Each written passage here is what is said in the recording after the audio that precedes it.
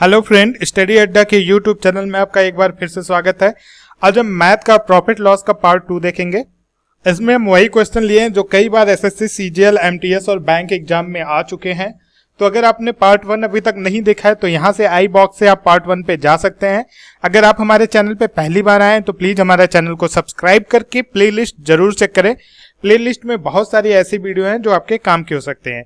Second thing, अगर आपको video पसंद आए तो यहां से आप शेयर कर सकते हैं अपने फेसबुक अकाउंट में। अगर आप जो है वेबसाइट पे देख रहे हैं, लैपटॉप या डेस्कटॉप के थ्रू देख रहे हैं, तो अगर आप फोन के थ्रू देख रहे हैं तो ये पॉइंट है, यहाँ पे आप क्लिक करके जैसे ही क्लिक करेंगे आपके सामने ऐसा व्यू ओपन हो जाएगा। आप वहां से इस फेसबुक पे अपने वॉल पेज पे शेयर कर सकते हैं। तो प्लीज ज्यादा से ज्यादा शेयर कीजिए वीडियो। तो चलिए चलते हैं क्वेश्चन पे। देखिए पहला क्वेश्चन क्या है कि कोई चावल है, एक दुकानदार के पास चावल है जिसका वो 2/3 भाग जो है 6% के लॉस पे बेचता है। बाकी जो शेष भाग उसके पास बचता है उसको 3% के प्रॉफिट पे बेचता है। किसमें? 3% के प्रॉफिट पे बेचता है। ठीक है, अगर उसको ओवरऑल जो है 540 रुपए का लॉस हुआ है तो कॉस्ट प्राइस, चावल का जो है कॉस्ट प्राइस फाइंड करना है। देखिए इसको कैसे करते हैं, हमें हमारे पास जो जो स्टेटमेंट दिया है उसको पूरा कर लेंगे। जैसे क्या दिया है, 2/3 ऑफ टोटल राइस के 2/3 भाग को वो 6% के लॉस पे बेचता है। तो अगर एक मान लीजिए एक चावल का कंटेनर है अपने पास, उसका 2/3 भाग वो 6% के लॉस पे बेचता है, तो पूरे भाग पे उसको कितना लॉस हुआ, तो इसका मल्टीप्लिकेशन कर देंगे। 2/3 का 6% निकाल देंगे, कितना आ गया? 4%। मीन्स उसके पास जितना चावल था उस पे उसको 4% का लॉस होता है। अगर वो 2/3 भाग को 6% के लॉस पे बेच देता है तो लॉस होता है, तो माइनस चिन्ह का फॉलो करेंगे। ठीक है, आगे क्या बोल रहा है, शेष को वो 3% के प्रॉफिट पे बेचता है। तो देखिए 2/3 टोटल मान लीजिए 1 है, तो 1 में से अगर -2/3 करेंगे तो कितना रिमाइंडर बचेगा? 1/3। 1/3 भाग को वो 3% के प्रॉफिट पे बेचता है। तो अगर 1/3 भाग को वो 3% प्रॉफिट पे भेज दे और हम पूछे तो पूरी बोरी के साथ या पूरी कंटेनर के साथ क्या हुआ, मतलब इसमें 2/3 भाग भी जोड़ दें तो क्या होगा? 1/3 भाग को 3% के प्रॉफिट पे बेचता है तो पूरे भाग को वो 1% के प्रॉफिट मिलेगा। मीन्स अगर उसको कंपेयर कर ले पूरे भाग से कि पूरा भाग बिक गया तो उसको 1% का केवल प्रॉफिट मिलेगा। ठीक है, तो ये माइनस हो गया, ये प्लस हो गया। अब देखिए ये भी पूरा भाग है, ये भी पूरा भाग है। अगर इनको हम जोड़ देते हैं, मीन्स माइनस प्लस तो घटाएंगे तो -3% आएगा। मीन्स हमारा क्या हुआ? 3% का लॉस हुआ है। माइनस में चिन्ह आया तो माइनस का क्या मतलब हुआ कि हमारा जो है पूरे सौदे में 3% का लॉस हुआ है। लेकिन क्या बोल रहा है, अगर इसी सौदे में 540 रुपए का हानि होता है, मीन्स 3% की वैल्यू दे दिया है, कितना है? 540 रुपए। तो आप 100% की वैल्यू निकाल सकते हैं। क्वेश्चन में 3% बराबर क्या दे दिया है? 540 रुपए। तो 1% बराबर 540/3 और 100% बराबर गुणे 100, तो कितना हो गया? 180,000। तो क्रय मूल्य क्या होगा इसका? 18,000 रुपए इसका क्रय मूल्य होगा। आपको क्वेश्चन समझ में आ गया? देखिए ये क्वेश्चन आपको कैसे करना है, जैसे जितना भाग दिया ये 2 टर्म में दिया रहेगा, एक में लॉस होगा, एक में प्रॉफिट होगा, या दोनों में प्रॉफिट होगा या दोनों में लॉस होगा। जो भी दिया, जैसे दिया 2/3 भाग 6% की हानि पर बेचा, तो मान लीजिए कि उसके बाद पूरा भाग वो निकाल देता है, तो 2/3 का 6% में पूरा भाग जो है 4% के हानि पे बेचा। फिर 1/3 भाग वो 3% के लाभ पे बेचा, तो पूरा भाग वो 1% के प्रॉफिट पे बेचा। आपको ये पता हो गया, तो अब इससे हम टोटल निकाल सकते हैं कि टोटल उसको जो है 3% की हानि हुई, और 3% की हानि का रेट कितना दिया है? 540 रुपए। तो यहां से वैल्यू आ जाएगी। आपको कोई फॉर्मूला याद करने की जरूरत नहीं है, इस कॉन्सेप्ट से आप लगा सकते हैं। अगले क्वेश्चन पे चलते हैं। एक आदमी कुछ आर्टिकल 480 रुपए में खरीदता है और उसका 1/5 भाग 25% हानि पर बेच देता है। ये देखिए 1/5 एट लॉस ऑफ 25%। तो देखिए 1/5 कितने पे? 25% पे। तो टोटल निकालेंगे तो कितना आ जाएगा? 1/5 का 25%, मीन्स उसको टोटल लॉस कितने का हुआ?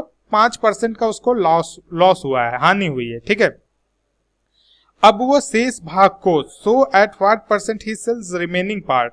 देखिए 1 माइनस 1/5 कर देंगे तो शेष भाग हमारे पास कितना बन जाएगा 4/5। तो 4/5 को कितने परसेंट पर बेचे कि उसे कुल लाभ 25% हो। तो कितने परसेंट पे बेचे, हमको ये वैल्यू निकालनी है, हमें पता नहीं है। हमें बस क्या पता है कि जो टोटल लाभ होना चाहिए हमारा कितना होना चाहिए 25% का। ये -5% है, ये +25% है। तो यहाँ पे कितना वैल्यू आना चाहिए +30% यहाँ पे आना चाहिए, यहाँ पे +30% आना चाहिए। तो यहाँ पे +30% लाने के लिए यहाँ पे क्या वैल्यू पुट करेंगे कि +30% आ जाए।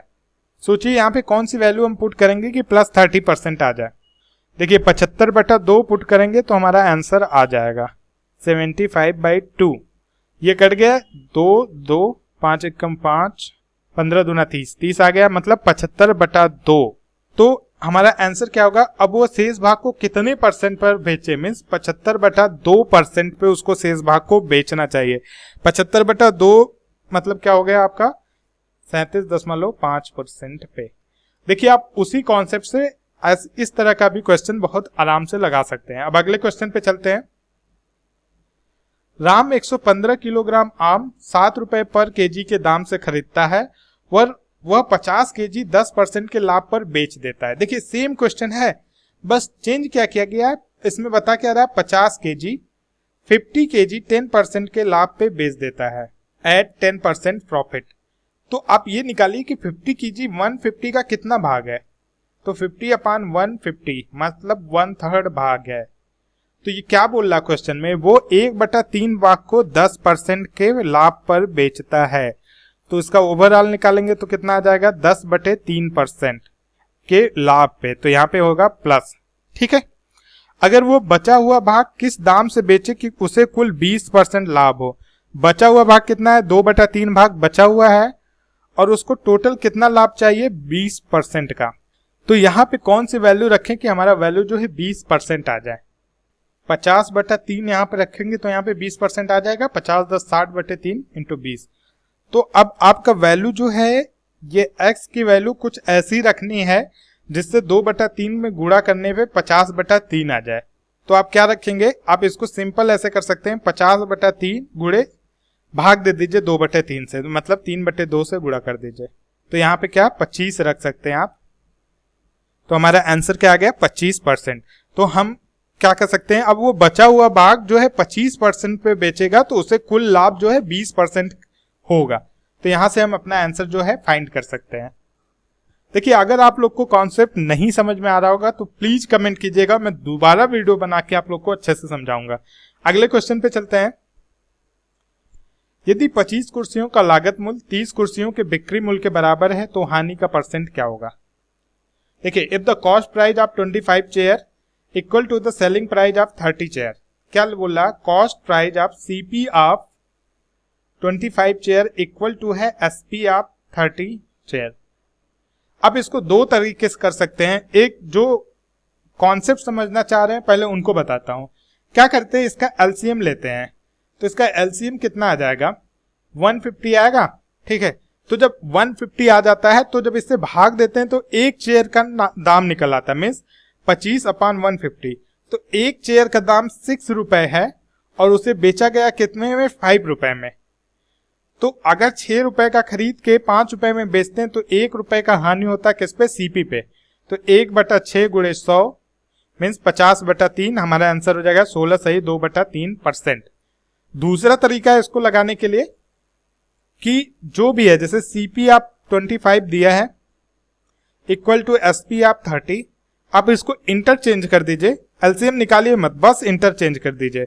मीन्स किसी कुर्सी का दाम 30 रुपए है, उसको 25 रुपए में बेचा गया, इससे आपको ये पता चलता है। या आप 30/25 जब भी करेंगे तो 1/6 आ जाएगा। तो उसे कितने की हानि हुई, 5 रुपए की हानि होती है किस पे, 30 रुपए पे, मीन्स 1/6 गुणे 100। अब ये वैल्यू सेम आएगी। तो आपको अगर एलसीएम नहीं निकालना, फास्ट करना, तो डायरेक्ट इंटरचेंज कर दीजिए, वो भी एक कुर्सी का रेट ही होगा। एलसीएम निकाल के करेंगे तब भी एक कुर्सी का रेट होगा। ये कॉन्सेप्ट है कि एलसीएम निकालते हैं तो ऐसा आता है, ये डायरेक्ट मेथड है। अगले क्वेश्चन पे चलते हैं। देखिए ऐसा क्वेश्चन जो है सीजीएल मेंस में आता है और बहुत इंपॉर्टेंट क्वेश्चन है।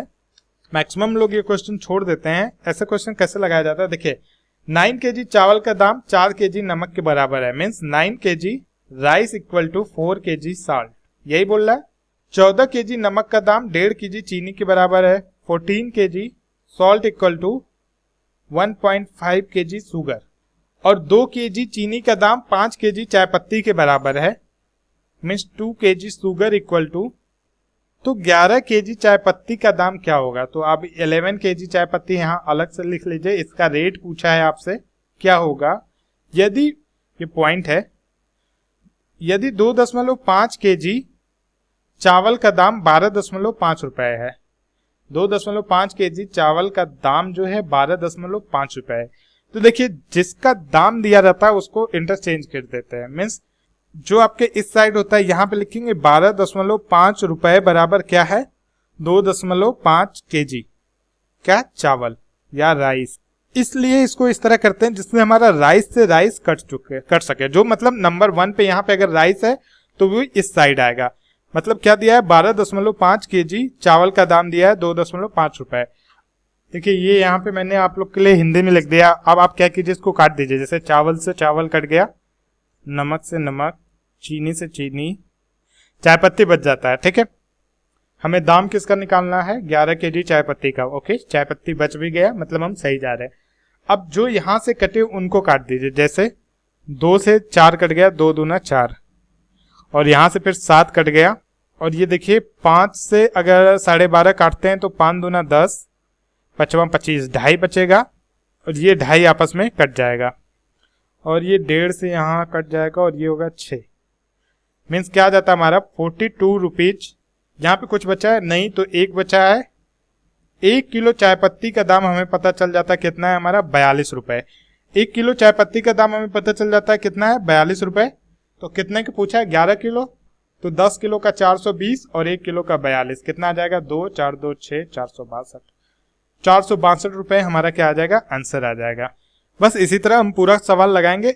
इसमें ज्यादा से ज्यादा बस इतना देता है, 2 मैक्सिमम देता है या 3 देता है। ये बहुत बड़ा मैंने सवाल कर दिया है जिससे आप लोग को क्लियर हो जाए फंडा कैसे लगाते हैं ऐसा सवाल।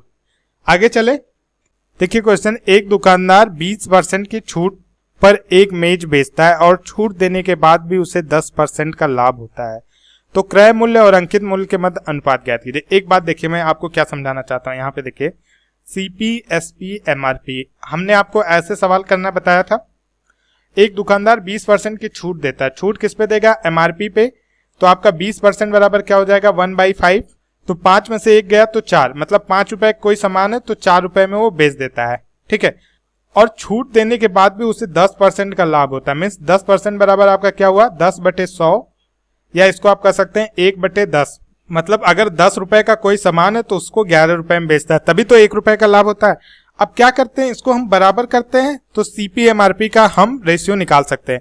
लेकिन इसमें एक ये ट्रिक है, जब केवल सीपी और एमआरपी की बात करें तो हम डायरेक्ट क्वेश्चन कर देते हैं। कैसे, सीपी एमआरपी, सीपी क्या होता है हमारा 100 माइनस जो छूट दे, डिस्काउंट परसेंट, जो भी छूट दे वो होता है, और एमआरपी क्या होता है 100 प्लस जो प्रॉफिट परसेंट हो, या 100 माइनस जो लॉस परसेंट हो, जो हानि हो।